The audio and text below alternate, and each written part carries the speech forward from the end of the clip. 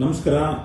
ನಮ್ಮ ಯುವ ಮುಖಂಡ, ಜನತಾ ದಳದ ಯುವ ರಾಜ್ಯಾಧ್ಯಕ್ಷ ಮತ್ತು ನಮ್ಮೆಲ್ಲರ ನೆಚ್ಚಿನ ಯುವ ರಾಜಕಾರಣಿ, ಹಲವು ಏಳು ಬೀಳುಗಳ ನಡುವೆ ಇನ್ನು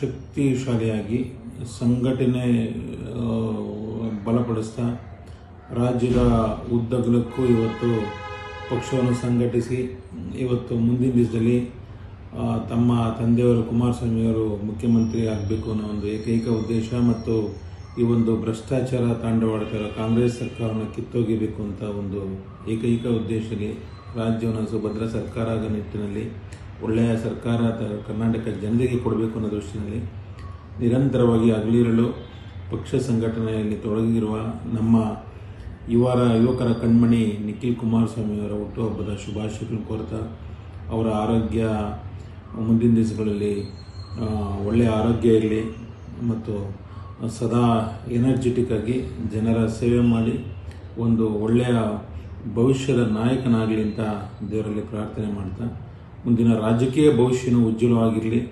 ಇವತ್ತು ಏನವರ ನಮ್ಮ ದೇವೇಗೌಡರು ಸಾಹೇಬರು ಇವತ್ತು ಒಂದು ದೊಡ್ಡ ಮಟ್ಟದಲ್ಲಿ ರಾಜಕಾರಣಿಯಾಗಿ ಯಶಸ್ವಿಯಾಗಿದ್ದಾರೆ. ಅದೇ ರೀತಿಯಲ್ಲಿ ನಿಖಿಲ್ ಕುಮಾರಸ್ವಾಮಿಯವರು ಮುಂದಿನ ದಿವಸದಲ್ಲಿ ಒಬ್ಬ ದೊಡ್ಡ ರಾಜಕಾರಣಿಯಾಗಿ ಹೊರಹೊಮ್ಮಲಿ ಅನ್ನೋದು ನಮ್ಮ ಒಂದು ಕೋರಿಕೆ.